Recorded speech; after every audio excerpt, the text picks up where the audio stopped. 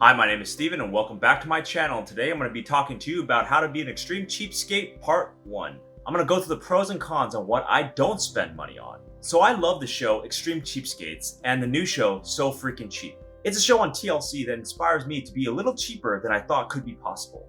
And in the spirit of the show, which is on TLC, I wanted to make a video about the things that I'm cheap about. Although I'm not as extreme as those people on the show, there are facets in those people that I see myself as. Besides the obvious of saving money when times are tough, I think that any money-saving advice is key to building long-term sustainability in our culture of consumption. Especially during the pandemic, it's never been an easier time to save money and pare down the things that you don't need. And it has given us the permission to try new things, and most of those things don't necessarily negatively impact our lives as much as we think it might. So in today's video, I'm going to go through the pros and cons of the money-saving tips that I use. And I also hope to make this video into an ongoing series as well. And let's get cheap!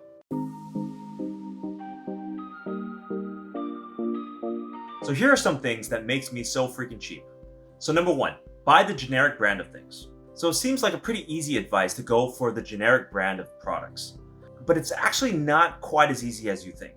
Many of the products that we use so often and it's so habitual that we just buy the same products over and over again.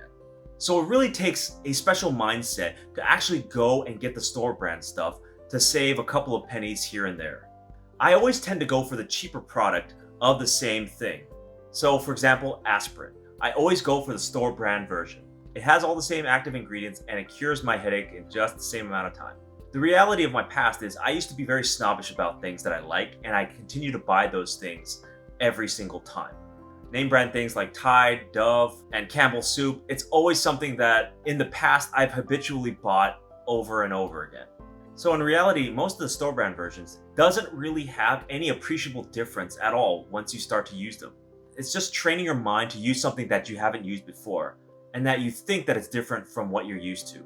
So the pros of buying a generic brand are, it's definitely cheaper than the name brand versions of that product. And also it can be bought in bulk, usually with a per cost unit lower than the premium brands. And then going through some of the cons of buying a generic store brand version, for some things like soups or food products, there can be a taste difference. I've noticed it with many store brand versions that their taste is just a little bit off than the premium brand versions. But I usually overcome this with an addition of my own spices. Sometimes with a little bit of seasoning like garlic or spicy chili flakes, you can make the taste equivalent to what you're used to with a premium brand. And then the other con is that it's mentally hard to switch to a store brand version, especially if you use the premium brand version for so long. This is something that I've really struggled with a lot, and I still struggle with certain products. Like I can't go with a certain brand of toothpaste. And that toothpaste I've been using since I was a kid. So it's really hard for me to switch to a store brand product or something new. It's still very hard to shift your mind away from something you've used for almost 30 years of your life. But if you can overcome that, you start to realize that if you keep buying these products at a lower price, even if it's 20 or 30 cents less per unit, then over time you can save hundreds if not thousands of dollars. So number 2, look for cheap stuff online. So usually me and my wife always peruse sites like Craigslist, Nextdoor, or Facebook Marketplace. These online websites always has a ton of free stuff lying around. A lot of times I can find secondhand stuff that are in really good condition. And using these websites, there's a wide variety of items that you can get, including sports goods, lawn furniture, and kitchen appliances. I was able to get bikes, patio swings, and then also keyboards from online at a really great deal. So here's some of the pros of this method. Great items can often be found if you look long enough. It takes a while, but if you're diligent and you're willing to be patient, then you can find the item that you're looking for. It just requires being on the search at all times. But this is a great way to get a really good deal on something that you've been eyeing for that's really expensive brand new. And another pro, you can always negotiate the price down. Unlike big retail stores where you can kind of negotiate the price down with coupons or maybe a sales rep, when you're in these marketplaces, you can actually negotiate down 50%, 70%. Sometimes you can get it for free. Sometimes people just want to get rid of it as soon as possible. So they'll even make it free if you transport it for them. And also when you're doing this, you don't have the pressure of sales tactics or coupons or sales. You have the ability to casually browse through all these items. So you don't get caught in this mindless consumption that you have to have it now. You can take time and think about whether or not you actually want to purchase this item. So here are some of the cons. If the item you want is very large, you might have to pay for movers. This can be a real pain if you don't have a big car or you have no way to move it yourself. And sometimes if you don't have the right logistical equipment, you might not get the best deal or you might miss out on the item completely. And the other thing is you do need a little bit of TLC for most of the things that you get. People don't often take care of their stuff if they're trying to get rid of it. So you might end up with products that are less than ideal in terms of cleanliness, in terms of rough patches, things that you can possibly smooth over with a little bit of tender loving care.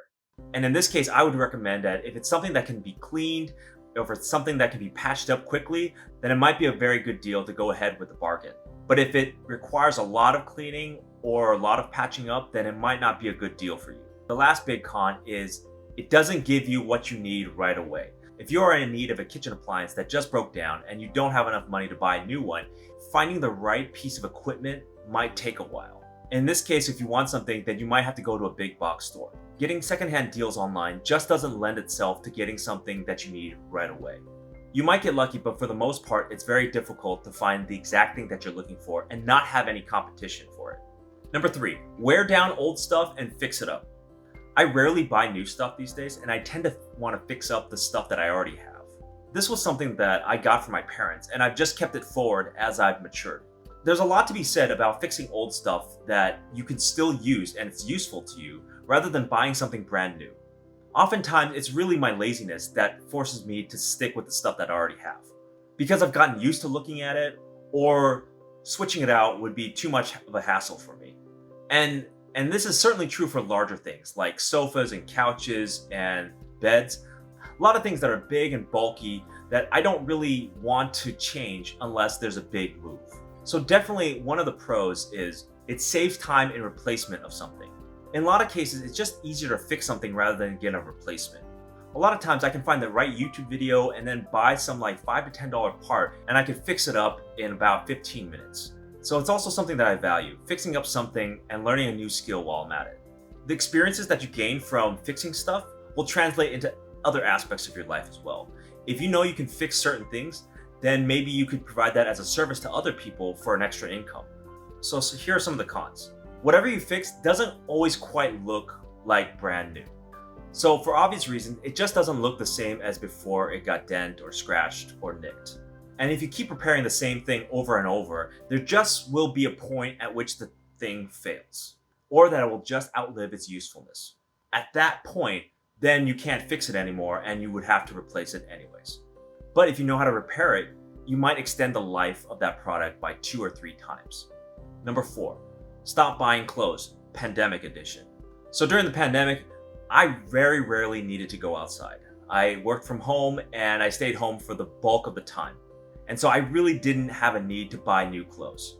And even when you do go out, it's not like people recognize you with the mask on. So it was a lot easier to wear the same clothes day in and day out and not have anybody care. So some of the pros of this is obviously you save money from not having to buy new clothes. You essentially get a longer life from the clothes that you already have. And then some of the other pros is the money you spend on not buying business wear or clothes in general for the year, it might be a large expense based on what kind of job you have and what kind of clothes you need to buy throughout the year to maintain that job. And also, the less you go out, the less wear and tear happens on your clothes. So you can actually preserve your clothes by not exposing it to extreme environments. So here are some of the cons. You can still wear down your clothes by washing it all the time. So for the long term, if you keep with the same clothes, you'll eventually break it down. All that lint in your dryer is just pieces of clothes that's disintegrated off. And clothes do need fixing eventually because they have rips and tears and holes that form over time. So in this case, it'd be best if you learn how to sew or knew someone who can sew. And lastly, it might be a mental barrier, but you get bored of the clothes you're wearing. This is something that happens to all of us. We just don't want to wear the same things over and over again, so we might get mentally bored. And so new clothes gives us kind of a way to express ourselves differently.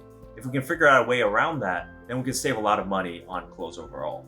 So number 5, change up your hobbies, pandemic edition. I had to change up my hobbies due to being at home all day long. A lot of the things that I've done prior to the pandemic has been outdoor activities or just away from my home. So I really had to adjust my lifestyle to match that. And usually when you have an indoor activity, it's generally cheaper. Most of the things I've done outdoors requires memberships, requires special gear, requires activities with friends that eventually would cost money, like restaurants. So I really started to build up my indoor hobbies during the pandemic, and I focused more on skill-based activities rather than finance-based activities. I started thinking about what I can do as a hobby that would require less cash overall. So for example, I changed my hobbies of traveling to learning the piano. So some of the pros of changing your hobbies from a more expense-based to skill-based are the following. So for skill-based hobbies, you could learn a skill that you can keep for the long term. So when the pandemic started, I had the opportunity of learning a new skill. And it took me a while to figure out what that was. But once I figured it out, I knew that it would be life-changing if I did it for a long time. So another benefit is that external hobbies can be quite expensive. So for example, I love to snowboard, but it is quite expensive to get all the gear together the first time and then all the snowboarding passes. And it challenged me to find other outdoor activities like hiking that can provide me similar health benefits, but at a much cheaper price. And also trying to figure out what types of activities can challenge my muscles, like snowboarding did. And learning a new hobby can open you up to different friends and people that you didn't think that you needed before. So some of the cons are, it can be a hard transition to learn something new for the very first time, and it also could be quite expensive depending on what the startup cost of that activity is. You might need to learn a lot in the beginning or have a higher learning curve.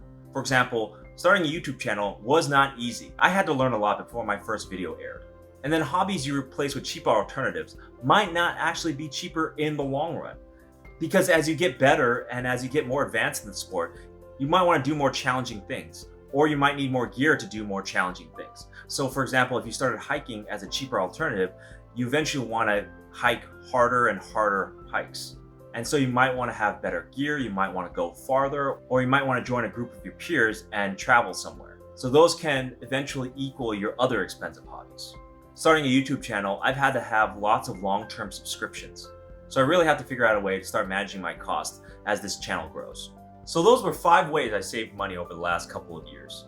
So although some of the money saving tips I've mentioned has been said before, I wanted to give both the pros and the cons of going through this method.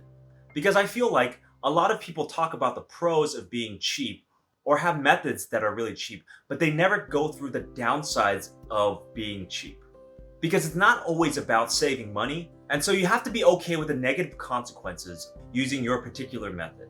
The fact is that if it's easy to be a cheapskate, then everybody would be doing it. Everybody would be saving money, but it's not easy. There is a real mindset that goes with people that can be really cheap, because it's not something that most people do or are comfortable showing other people. In the future, I'll make more of these type of videos because I really think that there is a positive benefit in showing people the pros and cons of being an extreme cheapskater, or so freaking cheap. So thank you for watching. Please leave a comment down below on what you are cheapskate about and what are the pros and cons of doing what you do. And as always, be sure to like, subscribe, comment, hit that notification bell, and I'll see you next time.